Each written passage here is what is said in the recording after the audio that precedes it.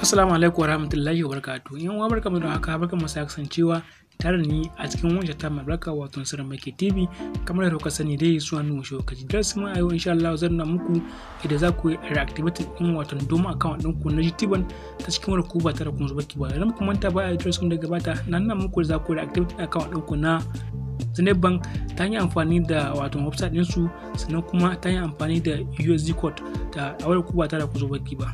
Sura za ga mutane suna da account daga sakamakon cewa ba su da kuɗi kuma dai suna da wani uzurin da ya shafe su rayuwarsu, sai ga ba su amfani da wannan account ɗin kwanaki da yawa ko kuma ce watanni ko kuma shekaru da yawa a duk lokaci.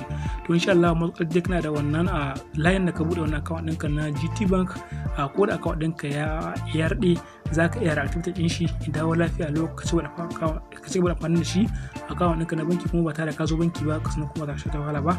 Sakamakon cewa idan account ɗin mu shiga don wani lokaci dole sai mun je banki da Nefabil sannan kuma da National Card kuma Breast Card domin samun dama a buɗe muna wani account ɗin. To insha Allah a cikin lesson namu zan nuna muku wato USSD code wanda ko da karamar waya zaka amfani da wannan code na gan cewa an da maka account ɗinka kuma ka ci gaba amfani da account ɗinka kai tsaye ba tare da ka zo banki ba kuma cikin minti biyu. Amma kafin cikin wannan bidiyon kai tsaye idan ya kasance wani ko zo kana share ta mai albarka ko kuma ka rade kana bibiyar wannan share ta mai albarka ka manta ba ka danna muna alamar subscribe ba, to muna roƙar ka hakuri ka taimaka ka danna alamar subscribe kana kan sanarwa domin samun sababbin shirye-shiryen akan lokaci. Mun gode. Da farko dai idan bukatar ta sami ka ana son ka shiga cikin gidan kira da wannan line naka da kake gana da shi da account ɗinka na banki ko kuma da wannan line naka da ka buɗe account ɗinka wato na banki a takaice, ko dai da baka da wannan line kuma zaka amfani da line a takaice misali kamar haka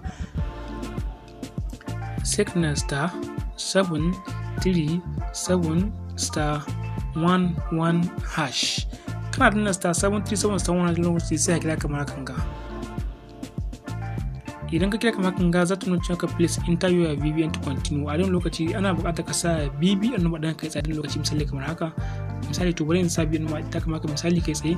Ga tun na posting sai ina da posting misali kamar haka sai in sending. A wannan lokaci gashi na sending to a wannan lokaci sai maka if you have an account officer code please enter it now or enter one continue. To wannan account officer code a wannan lokaci kuma ba lina sai ka same shi ba sai ka na one domin kai continue shi kamar haka misali. Kana continue shi a daidai lokaci za a ci mata to complete the account activation please select one of the following option. Shin kana son ka sa kati ne one select 100 airtime select top of 2 on account. Misali dole sai ka dan jawo kati ko cikin wannan account ko kuma wani kan ga domin ka samu damar wato sa wannan account naka ya zama active wato normal a lokaci misali. To sai mu ci wato muna so a ciro mun ne a cikin account din mu domin a samu shi cikin wato bankin mu domin a cikin account mu domin wannan aspect a live misali sai mu ci mutum misali sai mu sanne kamar hakan ga. Muna sanne sai mu jira za ta bude. Sai ka jira kamar haka domin ta bude. Kasancewa minti biyu ne kawai ya rika da wannan aikin. Idan har kai kokarin yin wannan aikin sama da minti biyu to gaskiya ba zai ba, kawai za ka ga ya tsinke sai ya mashi ka baya. To ya kamata duk lokacin da kai wannan aiki ya zama cewa mai kayi shi a cikin lokaci kuma sauri ba tare da an samu wata matsala ba. To insha Allah idan dai kai daidai to za ka ga cewa wato wannan account ɗinka ya dawo daidai, daga nan kuma za ka ci amfani da shi a tuma kuɗi ka tura sannan kai tsaye ba tare da kushe wata ba. To a yau lokaci ya samu na sorry ya request may not be respond in time please try again later. Sakamakon cewa ban yi sauri wurin aikata wannan aikin ba, haka ya zama da ku dole yanzu za ku yi gaggawa saboda ni na ne kawai domin nan muku ba wai na ne saboda in yi wannan activity ba. To amma kai dole ka yi sauri domin ganin cewa wannan activity din ya yi kai tsaye ba ta kashe wala ba. Na gode kula ku shi ka ji an da maka ƙarshen wannan sunan kada ku manta ku nan like na videos sannan ku share na video. Wannan abubuwan wasu ne karamin ƙarfin gwiwa na ganin cewa mun kawo muku sabbin shirye-shirye akan lokaci.